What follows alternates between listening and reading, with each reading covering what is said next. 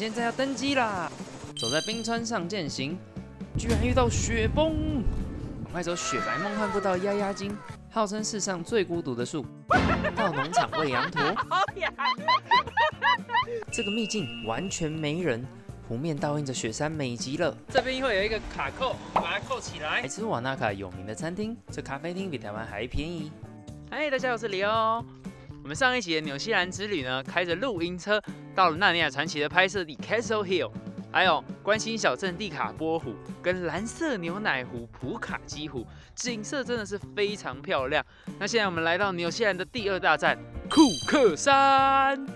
那我们在库克山这边呢，要走绝美的登山步道，还要搭直升机去塔斯曼冰川健行。赶快继续跟我一起看看纽西兰有什么好玩的吧 ！Let's go！ 库克山的海拔有3724公尺，是纽西兰的最高峰，更是纳尼亚传奇还有魔戒的众多取景拍摄地，而且这边还被评选为全球最美山脉第5名。下一个纽西兰的必玩景点是到纽西兰最大的冰川，长27公里，宽4公里。厚度600公尺的塔斯曼冰川，我们要在冰川上面健行，寻找传说中的蓝冰洞。那我们今天报名 Klook 的1日行程，要搭乘直升机，直接飞往塔斯曼冰川上面。这也是我在纽西兰之行最期待的一个行程。很可惜，上一个礼拜我们来的时候，因为雾太大被取消，因为我们真的太想要去这个冰川健行了。所以呢，上个礼拜被取消之后，赶快安排了一天看起来气象不错的，来做我们的第2次体验。今天晴空万里，而且有直升机已经在待命了，看起来老天也是不想让我省这16000的团费，应该会成功的吧？我们现在一样，先到2楼去报到。我们今天是这一间 Tasman 的 Glacier Heli Hike。报到完成后，我们要去更换他们提供的雪靴，也会免费提供羊毛袜。雪地必备的冰爪，他们也有提供，教练会直接帮忙带去冰川上。如果没有防水外套，也可以免费租用。出发前，工作人员会讲解安全注意事项。现在要登机了！哇，我们今天跟机长一起坐哎。Thank you。登机后要系好安全带，并戴好耳机。我们的机长不止和蔼可亲，在飞行途中也会很热心地讲解周围的景观与地形。大约飞行10分钟，我们就来到了雪白的世界。从空中俯瞰冰河，真的好美。直升机降落的时候会扬起地上的白雪，向导也已经蹲在旁边准备接机。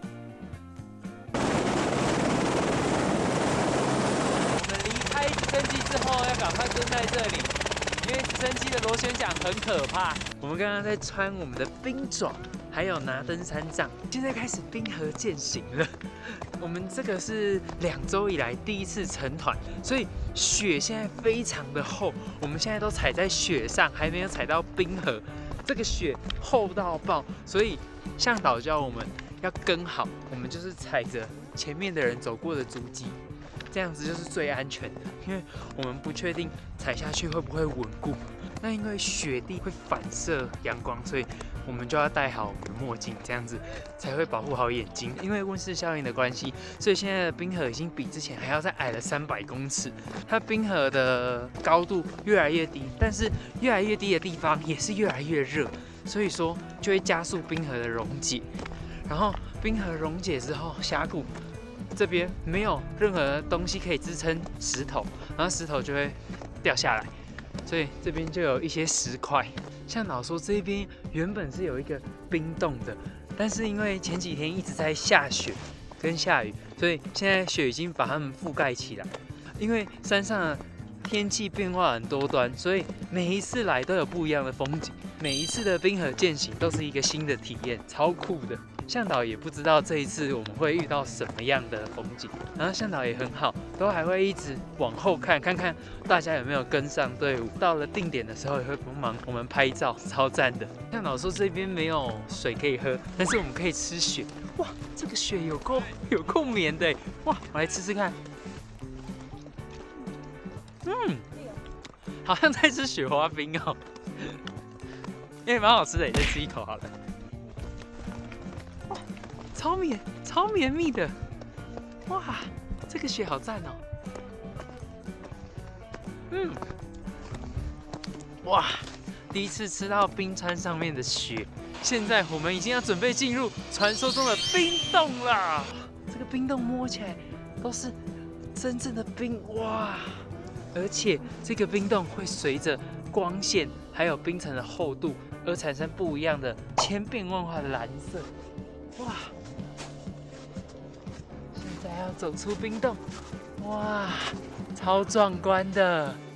抵达冰洞后，向导除了会解说冰洞形成的原因，也会留给我们很多的拍摄时间，让大家都可以跟难得一见的冰洞拍照留念。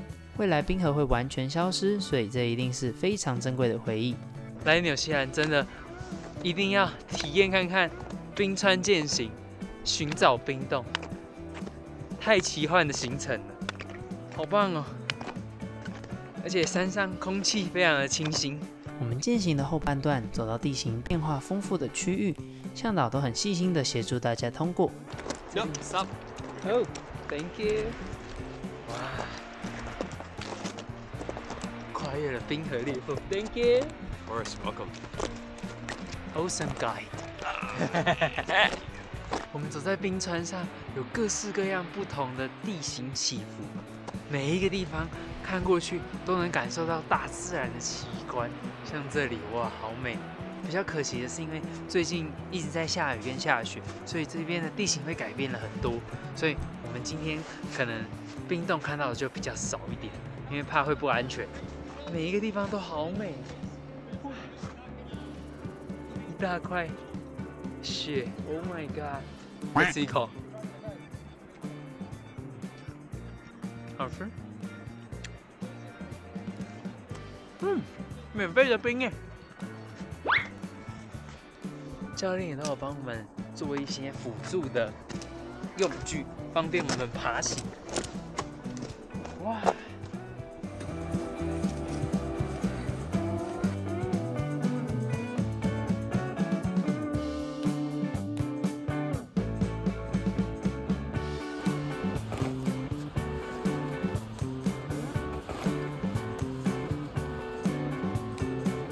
帅！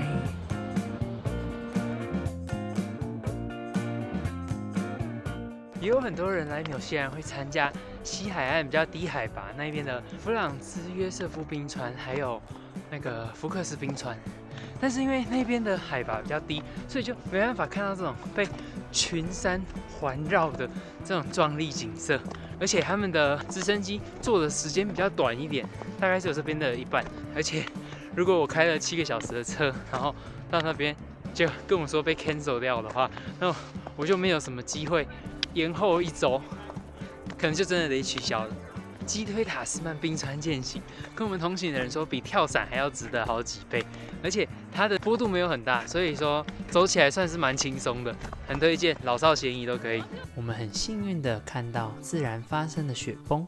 That's a good one. 哇！天哪，怎么好这个浪这么大 Very lucky to see that.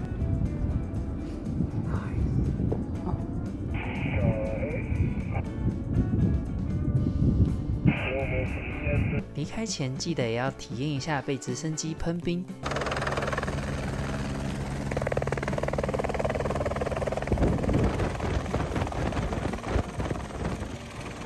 3个小时一眨眼就过了，回程的时候会更换座位，让大家都有机会坐到前排或是靠窗座位，这点真的蛮贴心的。我们跟新朋友都好喜欢这次的体验，回程的飞行比去程还要再更加精彩。因为机长会带我们飞到雪山之中，可以更近距离的看到壮丽的雪山，有种置身于仙境的感觉，真的好舍不得离开这里。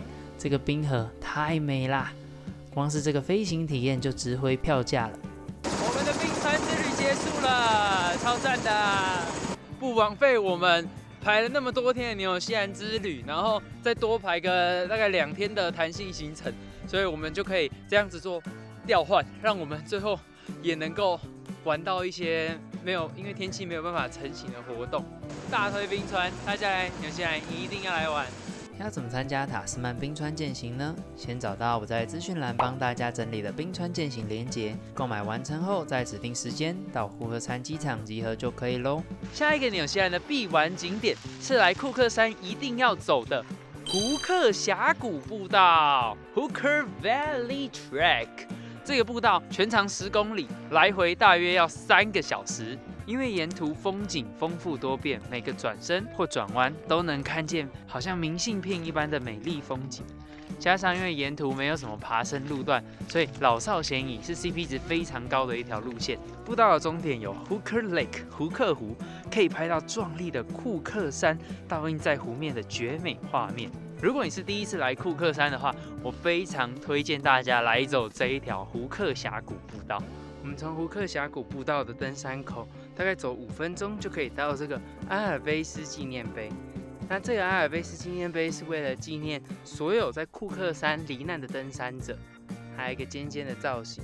然后这里也是一个比较高处的地方，可以看到我们停车的停车场。然后这一边四周都是很漂亮的风景哦。胡克峡谷步道会经过3座吊桥，我们现在已经走到第1座吊桥了。第1座吊桥可以看到下面的河，一座吊桥限20个人而已哦。河的后面就是非常漂亮的雪山，这沿途的风景真的很漂亮，超美的。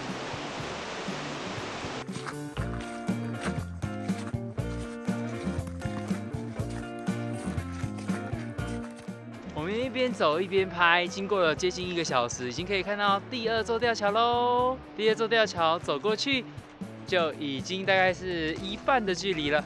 经过第2座吊桥之后啊，我们底下的道路就会变成现在我走的这种木栈步道。那木栈步道啊，除了有架高之外，它看起来也是更加的有延伸感，看起来就是高雅又幽静，也可以往回拍，看起来都不错。经过第3座吊桥，走大概10到15分钟，我们就可以来到这一座胡克湖了。胡克湖的湖面上有非常多大大小小的冰山，因为这一座胡克湖原本是胡克冰川融化之后形成的冰河堰塞湖。那平静的湖面上漂浮着冰川，再到远方那边有美丽的山头，铺上皑皑白雪，非常的漂亮，而且这里很幽静，真的很推荐大家走这一条胡克峡谷步道。而且这边还有一些高山小动物，不知道是什么鸟的。辛苦走完步道之后，看到美丽的风景，一切都值得啦。沿途的起伏没有很大，只有在过了第3座吊桥之后，有一点点的上坡，甚至还有看到有人推着婴儿车，然后还有背着小婴儿，也一起来体验这一条步道哦。要前往胡克峡谷步道，可以导航 Hooker Valley Track。现在到了我们今天入住的饭店，库克山最有名的隐士饭店。那因为我们上个礼拜来库克山的时候，住 Holiday Park 睡车上真的被冷到了。这一次我们决定回来冰川健行，来住饭店，看看能不能有一个好的睡眠。那这间饭店啊，厉害的点就是有大面的落地窗，不止在餐厅，还有房间都可以看到 Aloki 库克山。那这间隐士饭店虽然室内空间没有到真的非常大，不过它在库克山上已经是最高级的饭店了，有4星级，而且它的这一个阳台呢，可以看到库克山，这就是它最大的卖点。如果在库克山想要有个很温暖的晚上，然后不会被冷到，又能看到库克山景的话，隐士饭店绝对是你的第1首选。但如果跟我们去其他国家比起来的话，我觉得这一个高山饭店偏贵，7500元，然后房间这样子小小的一个。那厕所的部分做一个干湿分离，小小的淋浴间，然后小小的如厕空间。7500的话，可能在山上吧，就包容一下。不过我绝对推荐大家来库克山，非常漂亮，超美，一定要来库克山。如果你对住宿品质没有特别要求的话，可以跟我们一样住 Holiday Park， 或者是其他的饭店。然后吃早晚餐的地方就是这里，大片的落地窗，阳光洒进来，可以看得到外面的库克山，在这边用餐的话是非常棒的。要怎么前往饮食饭店呢 ？Google Maps 导航 The Hermitage Hotel 就可以抵达。从库克山前往皇后镇大约需要3个半小时，建议大家可以在中间的瓦纳卡休息。瓦纳卡拥有纽西兰南岛最美湖边小镇之称，位在纽西兰第4大湖泊瓦纳卡湖的南端。今天要吃的是瓦纳卡这边很有名的面包店，这一间 Pembroke Patisserie。那我们今天坐在门口旁边的这个位置，非常有 feel 哦，还有配着这个砖墙跟椅子。那我们今天点的是3个东西，这个是热巧克力，然后一个柠檬派，哦，差点掉下来，吓死！焦糖海盐的甜甜圈，马上来吃吃看好不好吃。这个柠檬派啊，它下面是柠檬，它下面那个柠檬塔的脆皮很酥脆，配上酸酸甜甜的柠檬酱，很好吃。但你如果单吃这个奶油的话，应该会觉得比较甜一点，因为它奶油馅给的非常多。所以如果你不喜欢太甜的人，可以挖掉一点奶油，然后多吃一点下面的柠檬。这个焦糖奶盐 donuts， 大家看看里面的馅料超爆多，有够多的。整个甜甜圈的口感是偏比较扎实一点的，然后糖粉的量我觉得算是给的蛮 OK， 刚刚好，不会太甜。配一点温温热热的巧克力，在室外那种冷冷的冬天也是不错。刚刚看了一下刷卡的金额，非常惊人，这样总共台币407，2个蛋糕，1杯饮料，我觉得非常合理耶。我们前几天在库克山的 Astro Cafe 也是点2个东西，然后1个饮料就600多块，我觉得这个完全搞不好比台湾还便宜耶。台湾的咖啡厅这种有装潢的很漂亮的，然后东西看起来很精致的，说不定都比这个还贵。推荐大家可以来这边吃吃看啊，它很有名的也是可颂了。那我们今天胃没有那么大，就没有吃可颂了。要前往这间好吃的面包店 ，Google Maps 导航 Pembroke Patisserie 就可以了。下一个纽西兰的必玩景点是瓦纳卡的孤独树。孤独树它平静地伫立在瓦纳卡的湖面上，也被称之为世界上最寂寞的树。那因为这里只有它一株，而且看起来是非常的与世无争。它的孤独跟洒脱，然后配上这个绝美的湖面，哇，太漂亮了，吸引世界各地的摄影师还有游客前来拍摄。来到瓦纳卡，可以在岸边这里散散步，看着远方白雪覆盖的山脉，还有这一棵孤独树跟瓦纳卡的湖面，看起来是可以让整个心都平静下来。非常推荐大家过来这边看看。大家也可以在天气好的时候到瓦纳卡码头这边的白色沙滩，走在上面漫步，享受悠闲的下午，非常舒服。而且阳光洒过来是很温暖的，比蒂卡波还有库克山都还要温暖非常多。而且这边也都有一些船，你可以租船划 SUP， 在这个瓦纳卡湖之中。瓦纳卡湖给人很舒服而且很放松的感觉。也有看到当地居民一边在湖边散步，一边陪可爱的狗狗玩你丢我捡的游戏。要怎么前往孤独树呢？导航 Let Wanaka Tree 就可以抵达。如果要拍码头跟白色沙滩，可以导航 Wanaka Lakefront。今天我们在瓦纳卡，晚上要来吃一间比较高级的餐厅，这一间意大利餐馆 Francesca。还有分户外的座位，是坐在这种玻璃屋，还有室内的空间，我们现在进去看看吧。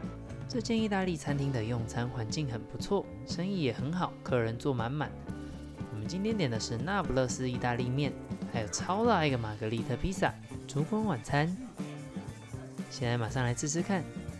哇，这个披萨超大一个，披萨是薄皮的手工窑烤披萨。简单的罗勒叶番茄与摩佐拉起司，配上烤得酥脆的饼皮，口感真的很不错。那不勒斯意大利面口感很棒，还能吃到脆脆的口感。不过一碗要750台币，我觉得偏贵，点披萨比较划算一点。甜点则是提拉米苏，提拉米苏非常好吃，它的提拉米苏是非常软、非常绵密的那一种，然后它的糕底会比台湾的那一种提拉米苏再更少一点，所以吃起来更加入口即化。整体没有苦味，再带一点淡淡的酒香，是很好吃的甜点。这是一间气氛、食物都很棒的餐厅。那前往这间意式餐厅可以导航 Francesca Wanaka。吃完晚餐后，我们再来吃小点心。今天要吃的是 Charlie Brown， 这间是瓦纳卡当地很有名的法式薄饼小餐车。现在都可以看到它冒那个热烟，热腾腾的。我们今天点的是白巧克力蓝莓口味，非常好吃。冷冷的天，这样热热的，而且它的饼皮是非常薄，然后很嫩很嫩的那一种，吃起来很爽口。然后配上里面的那个白巧克力跟蓝莓馅，也不会太甜，吃起来超赞的。大家可以来这边吃哦，它是当地很有名的小店。要吃这间法式薄饼，可以导航 Charlie Brown Crepes。下一个纽西兰的闭馆景点是在瓦纳卡这边的薰衣草农场。瓦纳卡薰衣草农场入园门票不会很贵，7块纽币而已，大概140台币。然后我们今天多买了3块钱的饲料，你可以选择喂羊或者是喂羊驼。夏天的时候，这一边就是满满的紫色薰衣草，可惜我们现在冬天来，那薰衣草它就没有开成紫色的一片，不然这里应该会是很漂亮的。不过这边也有很多的小动物可以喂食。哇，是羊驼哎！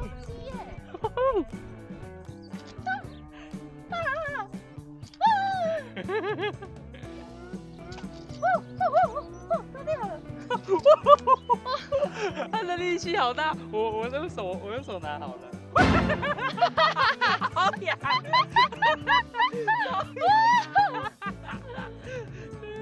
你看他的脚不安分。好痒！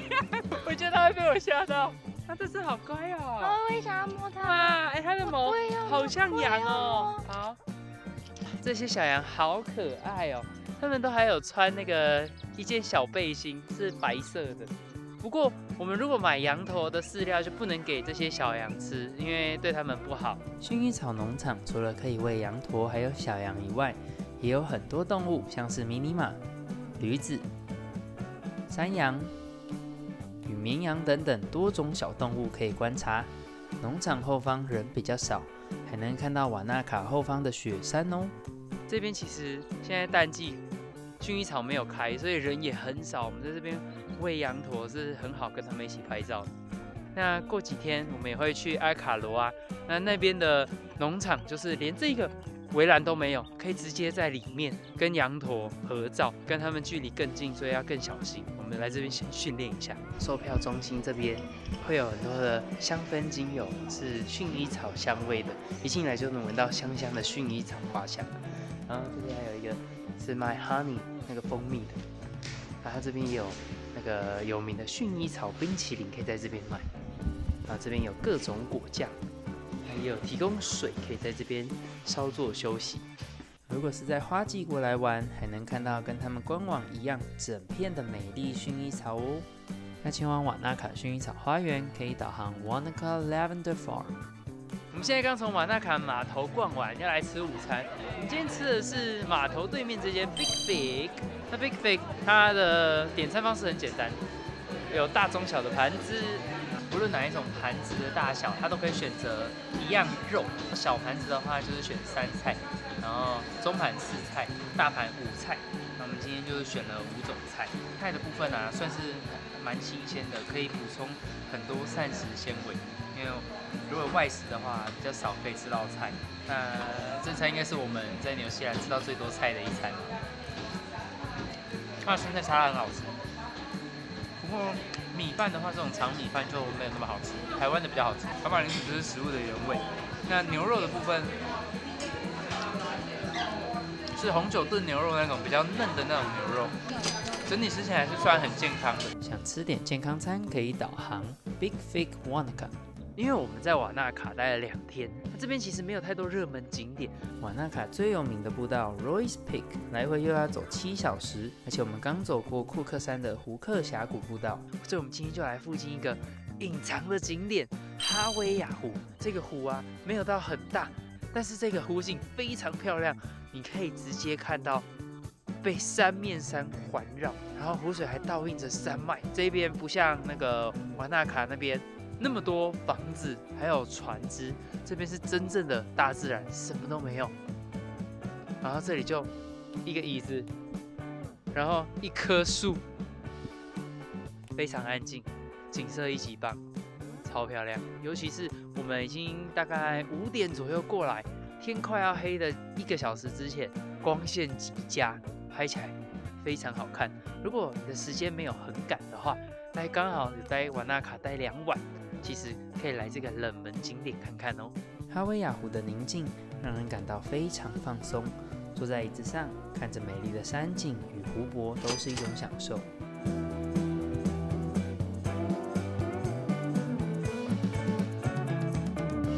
要拍到美丽的哈维亚湖，可以导航 Wedding Tree。好，那我们现在呢已经快没有了，要来加油站加油。那纽西兰因为地广人稀，所以说一定会需要自助加油。那教大家怎么加油。首先找到这台机台，然后它写 1， 按1就是 fuel， 就是加油。按1之后他跟我说要选一个 pump， 就是我是几号的。但我现在要加7号，那我就是按7。好。7 OK， 然后 insert your card 就是把我们的卡片插进去。那我们操作了一下之后，他会叫我 enter 一个 PIN 码。那 PIN 码就是那个预借现金密码。这个密码非常重要，你来那个纽西兰之前，一定要先去银行把预借现金密码打开，你才能够输入这个 PIN 码。好，那我们现在完成了就可以取卡。然后他说我们已经 ready 了，那我们就可以来加油。上一次我们去美国的时候，就是因为没有先去开这个预借现金密码，所以说我们就没有办法自助加油，都要去请人加。好，那我们把那个加油油箱打开之后，我们这个露营车是加那个柴油的，所以我就拿柴油。那一般的话，看你是加91、95的，都可以自由选择。然后呢，插进去之后，跟美国一样，就是按加油之后呢，这边会有一个卡扣，把它扣起来，这样子它就会自己加，然后加满之后就会跳起来。好，它现在就已经在计钱了。最重要的就是记得多带几张信用卡，避免你在荒郊野外没办法加油。然后一定要记得打电话给银行，开启预借现金密码，你才能输入 PIN 码加油。好，那我加完油之后呢，我就回到机台，然后按2号，就是 reset。然后它就会叫你再插进去一次你的刚刚加油的卡，我们把它插进去之后，它就会授权，然后你就可以把卡抽出来，收据就会出现在这里啦，你就可以带走了，这样就完成了。大家学会了吗？下一集我们要前往冒险之都皇后镇，玩斜坡滑车，吃世上最好吃的汉堡，市区买半价不到的 GA 粉水跟防水外套。我们下集再见喽，拜拜。